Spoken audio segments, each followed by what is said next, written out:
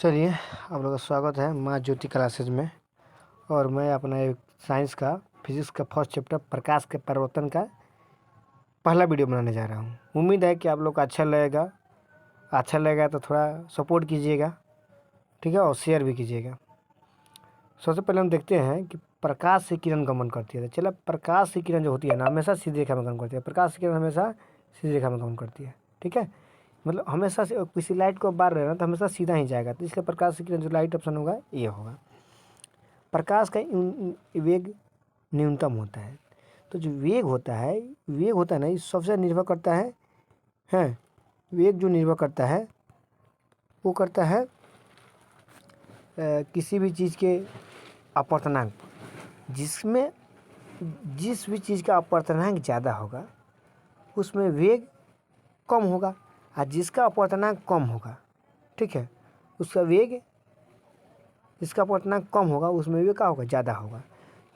निर्वात का जो अपवर्तनांक हो, निर्वात हो गया, जल हो गया, वायु हो गया, ये तीनों में तीनों का अपवर्तनांक ज़्यादा होता है, तीनों का अपवर्तनांक कम होता है, इसलिए से वेग जो होता है ज़्यादा होता है। कांच की अपेक्षा ये तीनों में हम देखें तो कांच की अपेक्षा ये तीनों में वेग का होता है न्यूनतम होता है, इसलिए कांच इसका राइट ऑप्शन हो जाएगा।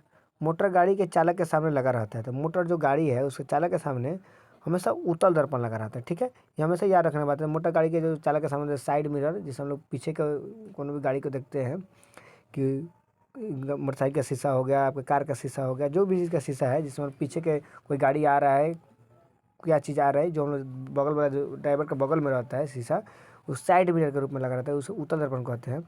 और ये लगाना बहुत ज़रूरी है, क्योंकि इसके माध्यम से आप कहीं साइड लेने में दिक्कत नहीं होता है। आप पीछे सर उठा के देख रहे हैं तो आगे कहीं गाड़ी लड़ जाए, इसलिए साइड मिरर के रूप में उत्तल दर्पण लगाता है। कि उत्तल दर्पण में इसलिए साइड मिरर के रूप में लगाया जाता है कि उत्तल दर्पण हमेशा सीधा प्रतिबिंब बनता है। कैसे बनता है? हमेशा सीधा प्रतिबिंब बनता है, सीधा। और मतलब जिस तरह जितना दूर पर वस्तु रहेगा उतनी ही दूर पर बना के दिखाएगा, मतलब पूरा रियल फोटो बनाता है उत्तल दर्पण, इसलिए साइड मिरर के रूप में उत्तल दर्पण का प्रयोग करते हैं। मोटर गाड़ी के हेडलाइट, जो हेडलाइट होता है, मोटर गाड़ी के आगे वाला जो हेडलाइट होता है, बत्ती होता है, हमेशा उसमें जो रहता है उस अवतल दर्पण लगता है। जो हेडलाइट रहता है ना, ऑकर रखा मतलब रहता है, एक तरह गोल, मतलब इस टाइप का रहता है हेडलाइट आगे वाला, उसमें हमेशा अवतल दर्पण का प्रयोग करते हैं। इसलिए इसका जो राइट ऑप्शन होगा ऑप्शन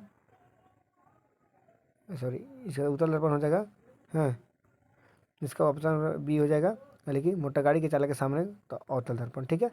आगे देखते हैं, समतल दर्पण द्वारा बना प्रतिबिंब होता है। तो समतल दर्पण में जो होता है हमेशा काल्पनिक प्रतिबिंब होता है। समतल दर्पण में हमेशा जो समतल दर्पण समझते हैं, वैसा दर्पण जिसका परावर्तक सतह कथी हो, समतल हो। जैसे कोई सीधा सीधा कौन है, इधर से माने रंगा गया है, कलई किया गया है, तो इसका जो ई वाला सतह जो है परावर्तक सतह हो और एक सतह रंगा गया हो, वैसा दर्पण जिसका एक सतह कलई किया गया हो, रंगा गया हो, एक दूसरा सतह परावर्तक सतह का काम करे। जैसे कोई प्रकाश की किरण है, टकरा के वापस लौट जाए, इसे कथी कहते हैं, प्रकाश का ये कौन दर्पण है, समतल दर्पण है। समझ जिसका एक सतह बस सीधा हो, जिसमें हम लोग आईना में जब हम लोग मुँह देखते हैं, ये कौन सा दर्पण है, ये समतल दर्पण है, ठीक है।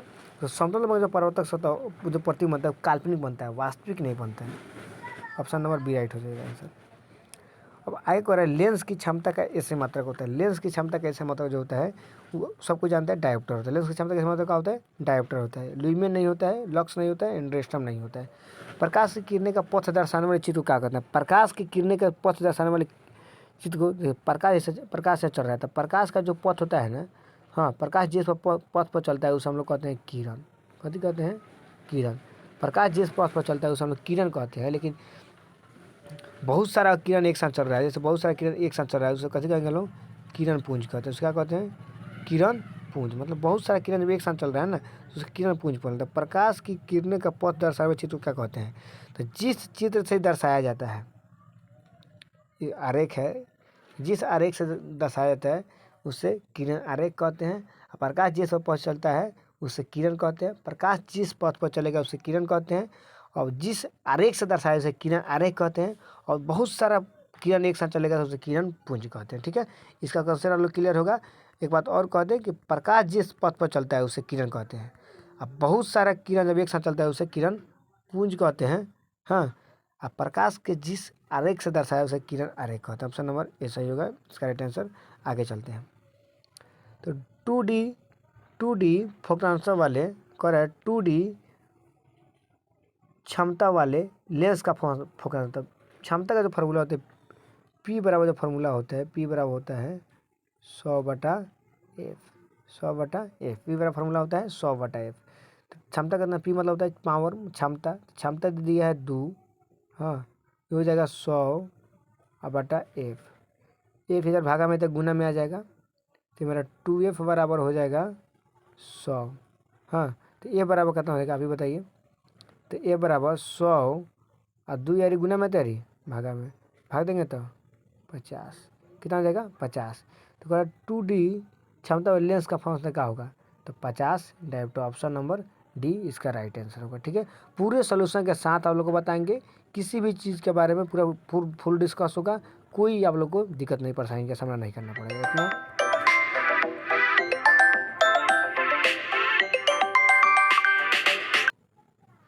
किसी भी चीज़ का जो होगा ना, आपको जो भी चीज़ बताया जाएगा वो पूरे डिटेल में बताया जाएगा, कोई दिक्कत या परेशानी का सामना करना नहीं पड़ेगा।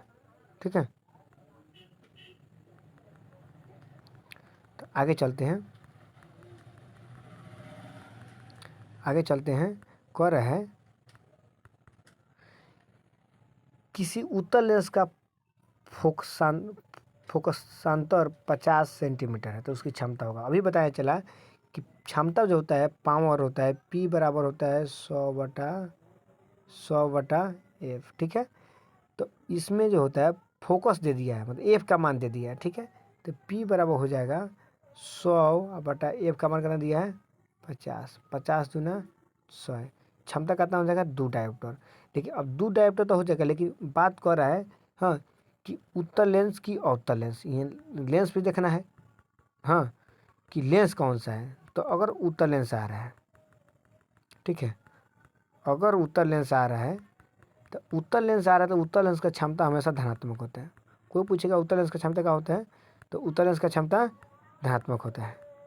उत्तल लेंस का क्षमता क्या होता है ध्यान, तो उत्तल लेंस से पूछेगा ना तो उत्तल लेंस का क्षमता जो है धनात्मक होता है, लेकिन वह अवतल लेंस पूछेगा तो अवतल लेंस का क्षमता क्या होता है ऋणात्मक होता है। ठीक है, तो कोई पूछे किसी लेंस की फोकस 50 है उसकी क्षमता क्या होगी, तो हमारा 2 डायोप्टर रहता है, 2 कथी में हो जाएगा प्लस में। ठीक है, ऑप्शन नंबर डी सही होगा। प्रकाश से किरणें के समूह का कहते हैं। अभी बताए हैं कि बहुत सारा किरण एक साथ चल रहा है, बहुत सारा किरण एक साथ चल रहा है, किरण का माने किरण का झुंड है, तो किरण का जो झुंड है उसे कैसे कहते हैं हम लोग, किरण पुंज कहते हैं। ठीक है, तो आगे चलते हैं।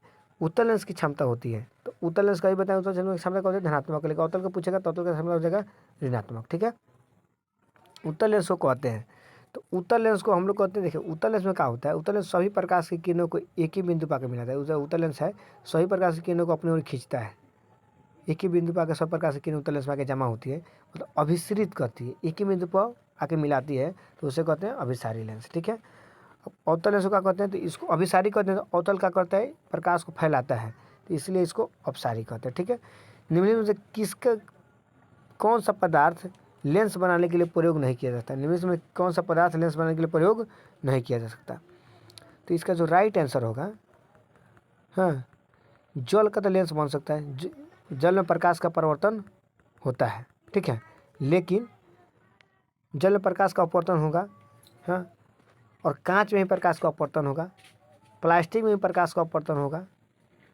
लेकिन मिट्टी में कोई प्रकाश का अपवर्तन नहीं होगा। मिट्टी प्रकाश का अपवर्तन का नियम का पालन नहीं करेगा, इसलिए इस मिट्टी में लेंस नहीं बना सकता। किसी दर्पण के हमेशा वस्तु से छोटा प्रतिबिंब बनता है, तो वस्तु से छोटा प्रतिबिंब हमेशा जो होता है ना उत्तल दर्पण बनता है, उत्तल दर्पण में हमेशा छोटा प्रतिबिंब बनाता है, इसलिए तो उत्तल दर्पण का प्रयोग हम लोग साइड मिरर के रूप में करते हैं। और उत्तल दर्पण का प्रयोग साइड मिरर के रूप में इसलिए करते हैं क्योंकि इसका प्रतिबिंब छोटा बनता है। अगर छोटा नहीं बनेगा तो हम लोग का जो पीछे वाला गाड़ी के मतलब पीछे का हम लोग आईना में देखेंगे तो कोई भी वस्तु आएगा तो मतलब जो बिलाई होगा ना वो आपको भैंसे लगा दिखाई देगा, इतना मोटा दिखाई देगा कि आपको आईना में आपको देख कर डरा देगा आप। छोटा सा कोई कार आएगा तो दिखाई देगा कि बड़ा कोई ट्रक आ रहा है, इसलिए उत्तल दर्पण में हमेशा छोटा प्रतिबिंब बनता है। कि उत्तल का प्रयोग इसलिए हम साइड मिरर में करते हैं कि उसमें छोटा प्रतिबिंब बनता है, तो इसका जो राइट ऑप्शन होगा छोटा प्रतिबिंब किस संबंध है उत्तल दर्पण में। किस दर्पण से वस्तु का बड़ा प्रतिबिंब बनता था, उत्तल में छोटा बनता था, जाहिर सी बात है कि अवतल में बड़ा बनता होगा।